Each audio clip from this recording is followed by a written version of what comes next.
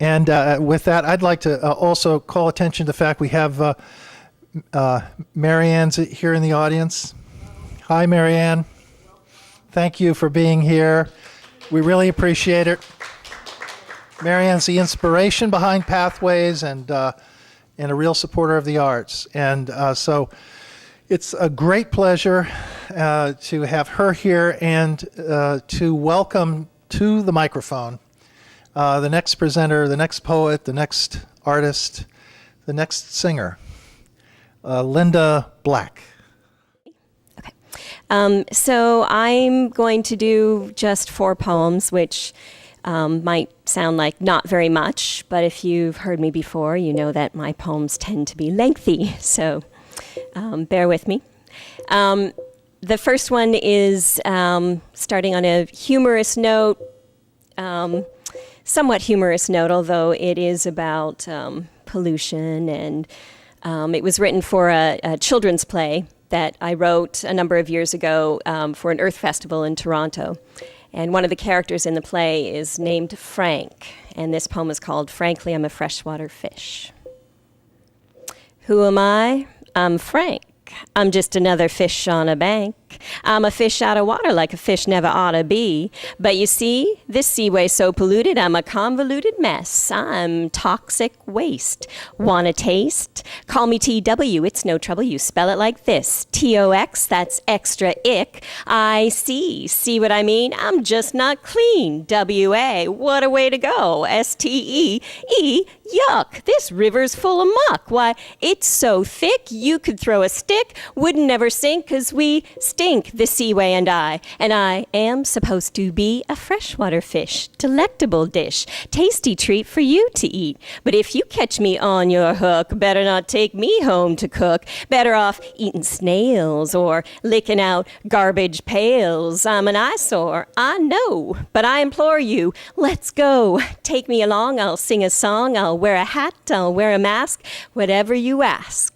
I'll cry you a river until you deliver me to cleaner water where I can be a freshwater fish at last. What a blast. Put me in a bowl, put me in a tank, just get me off this bank.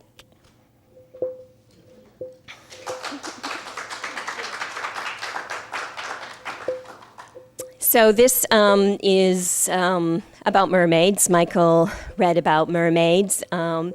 He wrote that poem actually at a book signing and reading by Margot Datz, who had just released her fabulous book, Mermaid Survival Guide, or something like that. So this one goes back a little further in time, and I'll just dive in. When King Arthur died, Merlin took a dive, never knowing he would rise again when the Mer Queen called his name. But she came, dripping with time, holding back the tide, shaking her satin and seaweed hips, shape-shifting the rippling raw silk surface of the sea, just long enough that only he could see her, speaking to him in Latin and whale song, and every long-lost tongue he had only heard in sleep. So, moaning the unsurmountable loss of Camelot and owning every part he played, God to goddess, he laid down his shield of grief. He surrendered his heart. He surrendered his legs. He surrendered his magic hands and swam to the depths of desire on fire in her kingdom of water. Undone by the ways of man, he turned to her daughters, and he learned the goddess way, and he earned her love and the title he had cast down, wearing now the moon glow halo and crown, chakra of a true wizard. Manipulating the sea like clay, he built liquid towers below the plate glass illusion of the ocean floor, screen between humankind and Mer, recreating the lore of Loch Ness to distract the earthwalkers from a truth we were not ready to hold because we were locked still in the future Nostradamus foretold.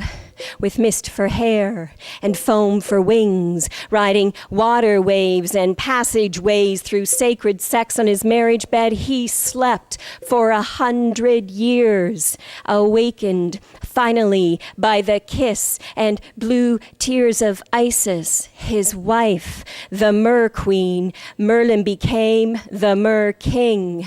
Now, together, toning telepathic trade with dolphins, keepers of the information byway, more kinetic and connected than Microsoft could ever dream. They stream through the tunnels between worlds, soul jumping space, time warping and morphing into Jesus and Magdalene with antennae dreads and threads of tapestries from the living sea scrolls, gifted with secrets and secretions of DNA from the ancient tribes, lunar and solar, and so far from this galaxy, Galileo would weep with wonder. They draw thunder and lightning from the sky down a divining rod of electric light orchestra with an eclectic mix of Bach and hip-hop and Sinead O'Connor to break the sound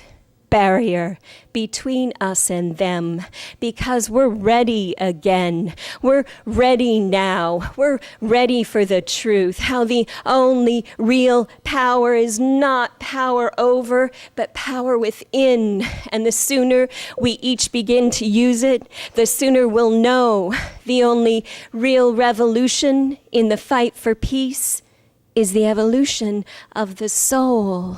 The only real revolution in the fight for peace is the evolution of the soul. The only real revolution in the fight for peace is the evolution of the soul.